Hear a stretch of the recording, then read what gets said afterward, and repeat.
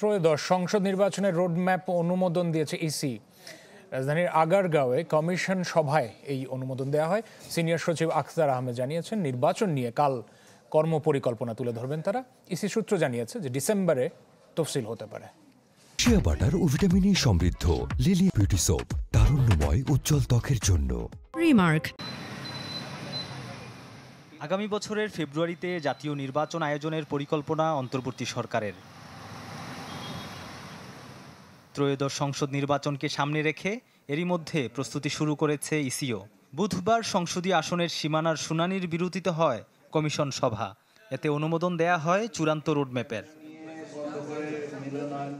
ব্রিফিংয়ে নির্বাচন কমিশনের সিনিয়র সচিব জানান, রোডম্যাপ সম্পর্কে বৃহস্পতিবার গণমাধ্যমে জানাবেন তারা। আগামীকালকে আমি আপনাদেরকে আরও কিছু তথ্য দেওয়ার সুযোগ পাবো এবং আমি আপনাদেরকে আগামীকালকে ইনশাল্লাহ আরও ভালো কিছু আরও বাড়তি কিছু তথ্য দিব। সে পর্যন্ত একটু অপেক্ষা করেন। ইসি সূত্রে জানা গেছে, রোডম্যাপে আপাতত থাকছে না তফসিল ও ভোটের দিনক্ষণ। এ নিয়ে সাংবাদিকদের প্রশ্নে বিস্তারিত কিছু বলতে চাননি আখতার আহমেদ। আমি ঠিক আধা ঘন্টা আগে এসেছি সীমানার এই শুনানি কমপ্লিট করে। এখন আপনি আমাকে যদি জিজ্ঞাসা করেন, আমার কাছে এমন কোনো জাদু কাঠি নেই যে আমি আপনাকে বলবো আগামীকালকে হয়ে যাবে। আমি আপনাদেরকে যথাসম্ভব শীঘ্রই এটাকে করব, কেননা এটার সাথে অনেক কিছু সম্পর্কিত আছে। এই তাগিদটা আমরাও বুঝি।